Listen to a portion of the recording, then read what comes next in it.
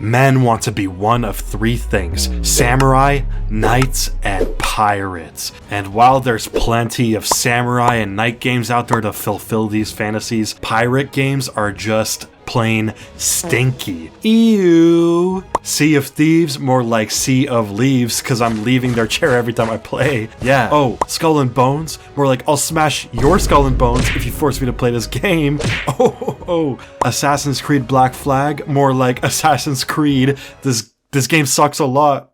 Flag. Yeah.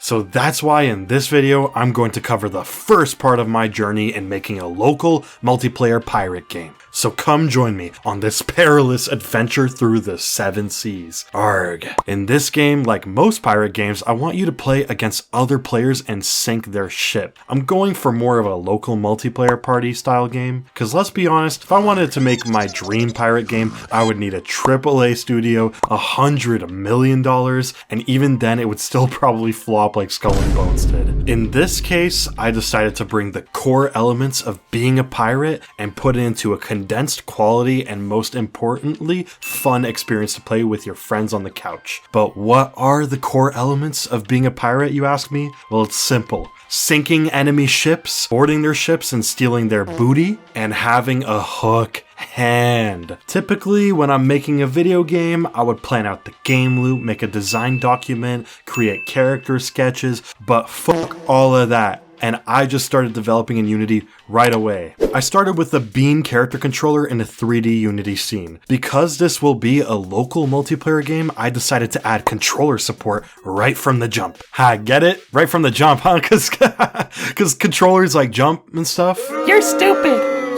That joke sucked. Oh my god. No? Okay, look, I haven't made a video in a long time, so please forgive me. And check this out. I followed a couple tutorials and added a toon shader and an outline shader. Why did I do this so early, you ask? Well, most of my projects, I don't really focus on the visuals, and it ends up kind of looking like doo-doo. And when my game looks like doo-doo, I kind of lose motivation and just become a pile of doo-doo. So I decided to get this visual stuff done right away so I could get more motivated to add stuff to the game. Okay, so now I got this character controller with controller input working in Unity, and I want to make this game look a little bit prettier, and I figured pirate games always need water. And I think there's a reason that pirate games aren't being made very often, and that's because programming water can be a nightmare. However, I am simply built different. Pursuing the online space, I found a really nice looking Zelda water shader, and this matches the vision in my head perfectly of what the water is going to look like. I decided to yoink that and put it in my game. As for actually programming this water, I'll just slap a little collider on it and call it a day, because we'll worry about flow physics later on. Due to the fact that this game is a party game, some of my biggest inspirations and references for the gameplay were games like Overcooked and Fat Princess. The inputs for these games are pretty simple. You can walk around, you can pick up stuff and throw it, you can interact with the environment in these different ways. I really want to include a slap mechanic.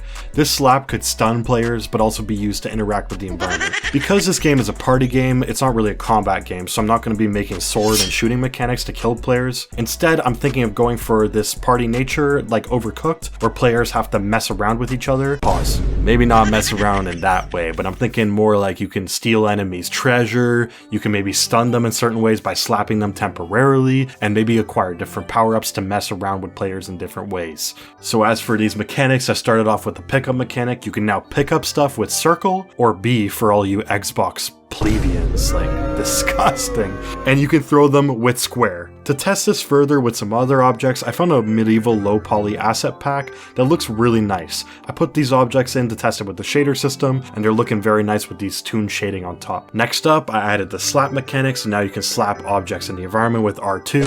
I added some cool particle effects, and damn, it's looking hella crispy. You can slap objects around you to move them. I mean, while we're here on this slapping topic, I wouldn't mind if you could slap my ass. Subscribe button. Yeah.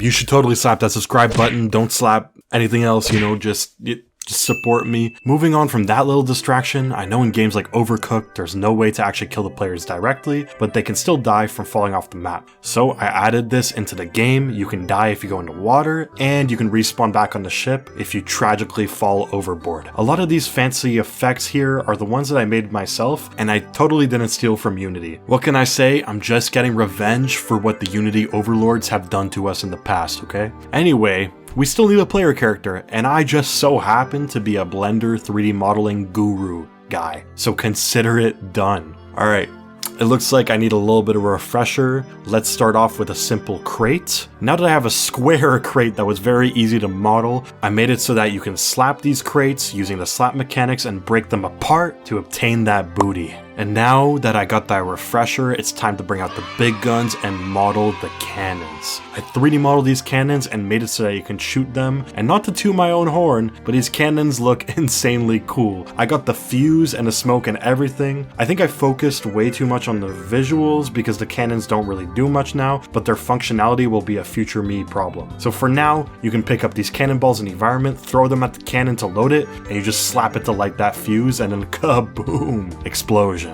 And now that I got that refresher once again, I decided to give another crack at modeling the main pirate character, following this very useful reference of a random child in a hat. I started blending the blender to my will and started creating a pirate, complete with a hat, beard, and a hook hand. I didn't really end up making an eye patch because I completely forgot, but I could probably add that in later. Because I don't want to model an intricate model and rig it all up, I kept things more simple and low-key with just a body and floating hands. Did I copy Overcooked?